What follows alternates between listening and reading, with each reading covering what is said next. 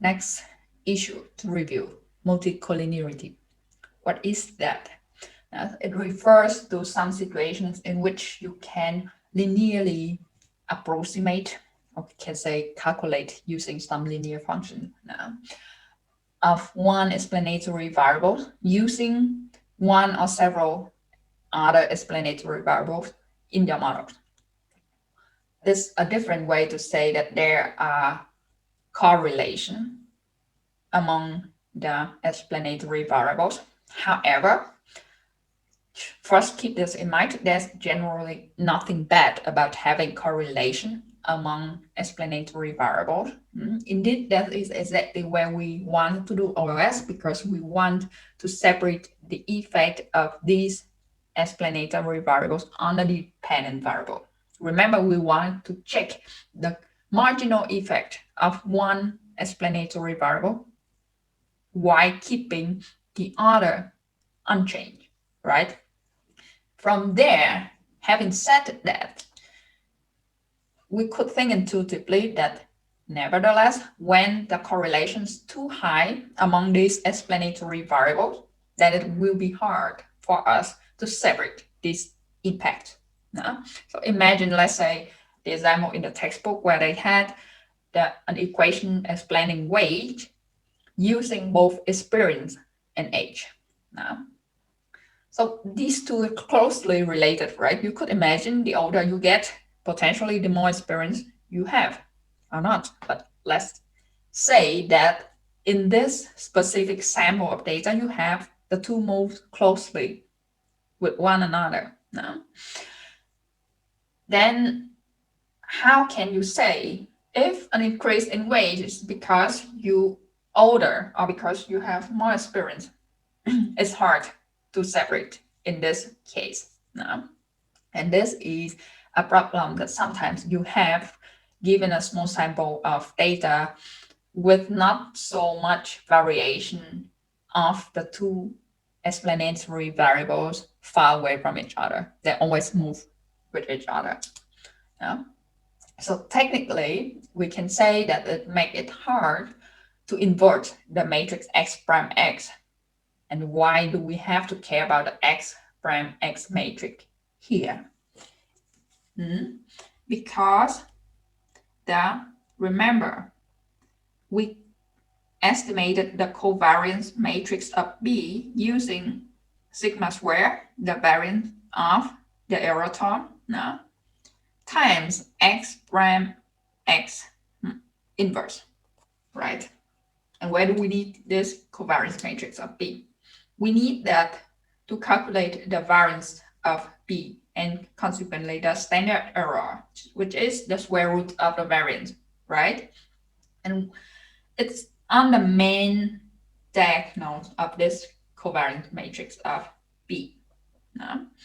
And there, if you have too large standard error, the first thing, it implies that your estimate of B is imprecise in a way, right?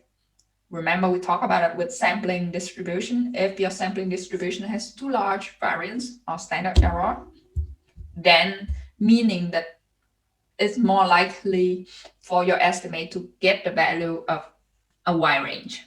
And that's implied imprecise estimation. Then the second thing, when you have too large standard error, which the standard error we need for calculating the t-value, then statistical inference or hypothesis testing will not be reliable in this case, right? We look closer, next slide. But remember, this issue just arises because we don't have enough variation of these explanatory variables among the observations in our specific data sample. It has nothing to do with the property of the OS itself. The OS estimator still has good properties, provided that the Gauss markup assumptions still hold. Okay, now let's have a closer look to the technical aspect of the problem. Assume we have again a model with dependent variable y and only two explanatory variables x2 and x3 now.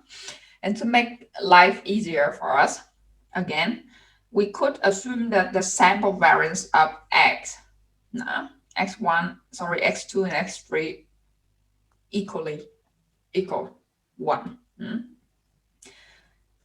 Then, at some point, having estimated the model, we could derive the covariance matrix of beta 2 and beta 3 as the following. It looks a bit strange and messy, but it's actually something from the result of what I showed you before, sigma square times x prime x inverse. And here you have the sigma, right? And the rest is from inversing some matrix of correlation coefficient of x. Now, one thing we can pay attention about is this term. Is a constant, so it's a scalar, so to say. And when you multiply a scalar into a matrix, you will get a resulting matrix with exactly the same dimension like this one. Now you just simply multiply this scalar with each element of the inside matrix, right?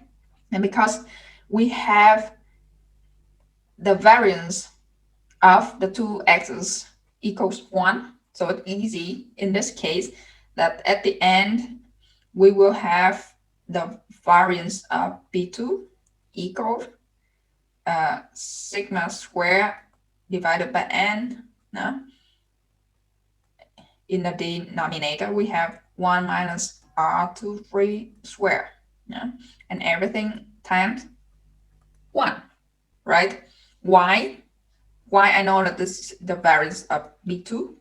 Because, well, if you have a covariance matrix, again, the elements along the main diagonals will tell you about the variance of each of these two elements of B, right? So variance of B2 actually in this case also B3 will be the same like this. And R23 is the correlation coefficient between x2 and x3, and the larger R23, then the smaller 1 minus R23 square, right? The one in the denominator. At one point, it's very close to 0, and the whole term in the bracket will become infinitely large, right? And therefore, the variance of B2 will become very large,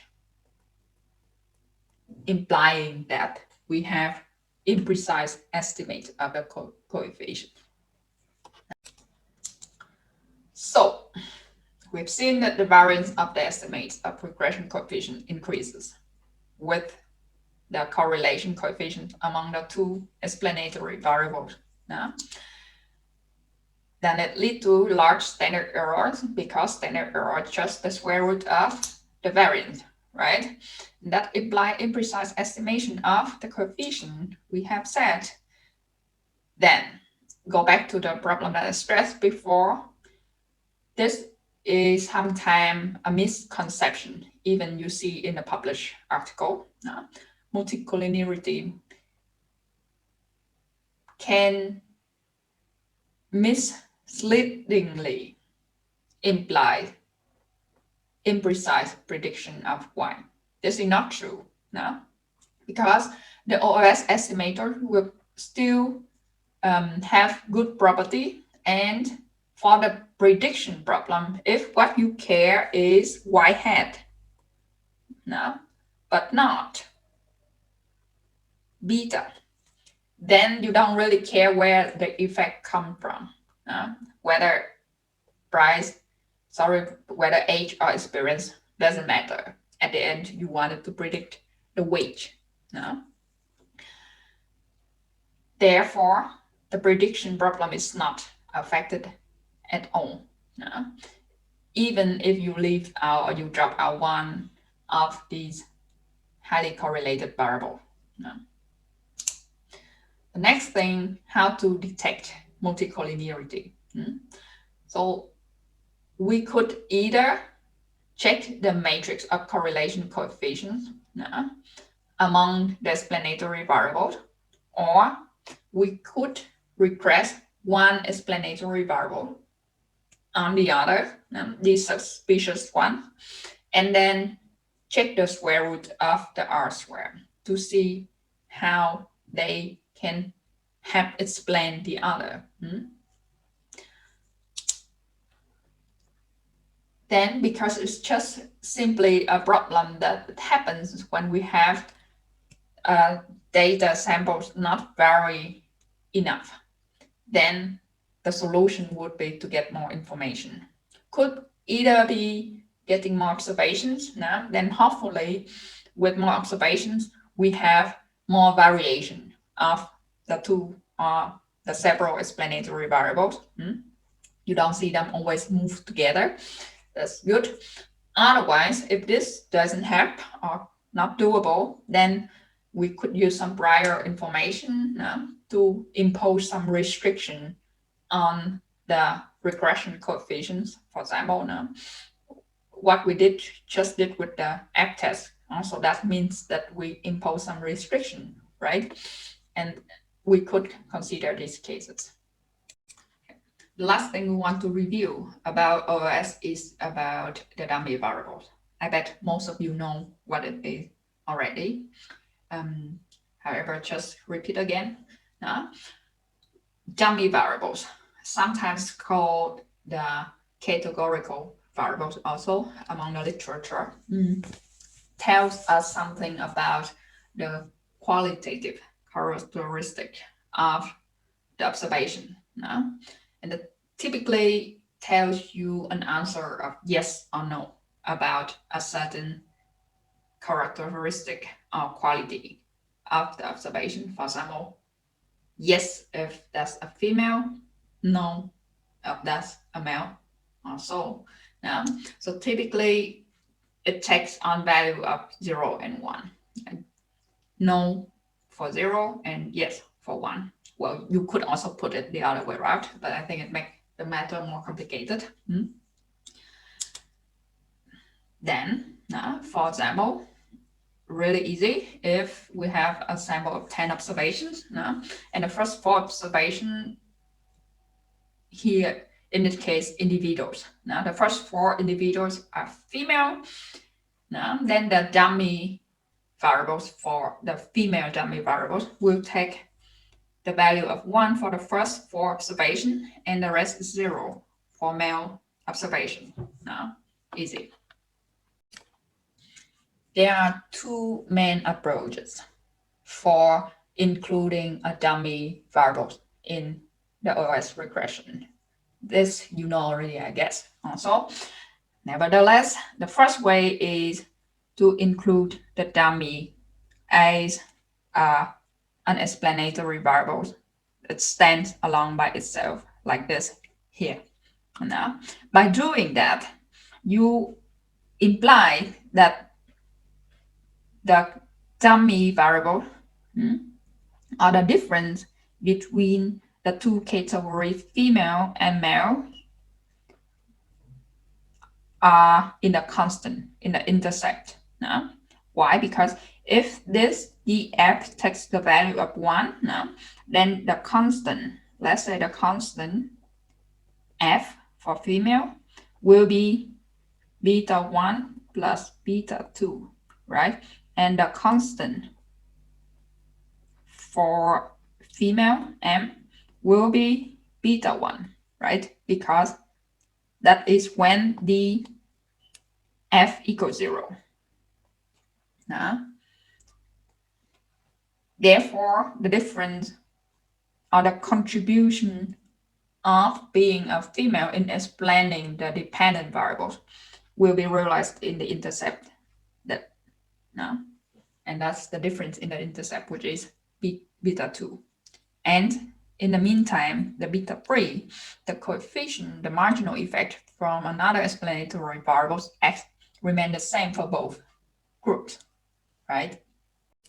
The second approach is we assume that this characteristic, like gender, or this quality, if you wish, will have different impact on the slope coefficient of the explanatory variable.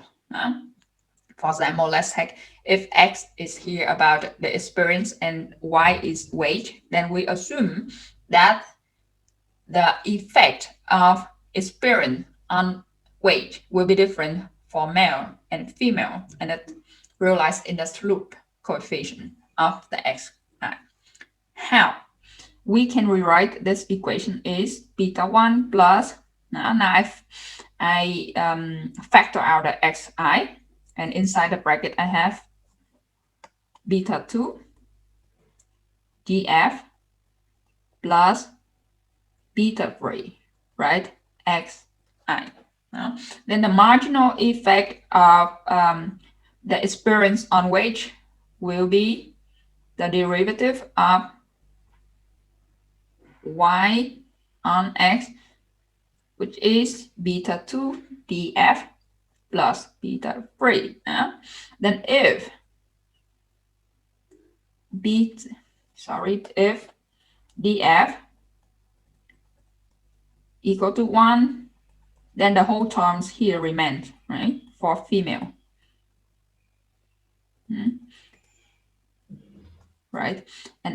But if df equals 0, then it will reduce to beta 3 only for male. This looks messy. Right? So the slope coefficient of a certain explanatory variable will be different for the two categories or the two groups of observation distinguished by the dummy. One last thing we have to be careful, and that's the reason why we have the dummy variable review here right after the multicollinearity, is you know that already, I think, the dummy variable trap. Meaning, if you have a characteristic variables like male and female, you have two categories. You cannot include all two as two dummy variables in the X. Otherwise, like I said before, if you have two categories, one column is about whether they are female or not, then you want to add another column for male just because make your data set complete. However, you can infer directly the value of each of element of these columns using the value of the corresponding elements on the female columns, right? Well, if female is 0, meaning that observation that individual is not female, then ultimately that's the male. Now, so here we're talking about the formal definition of gender, right? So in that case, like I said, one column is unnecessary either, and you can, or you can, but even you have to drop one of them. Which one to drop is actually not important. Just change your reference point for interpretation, but it doesn't change anything about the nature of the model. Okay, so much for the review of OLS estimator up to this point. Nevertheless, whether it's boring or not, I hope that now it makes you feel more confident to step into the newer topic. Next, we will consider the consequence of violation of the Gauss marker assumption.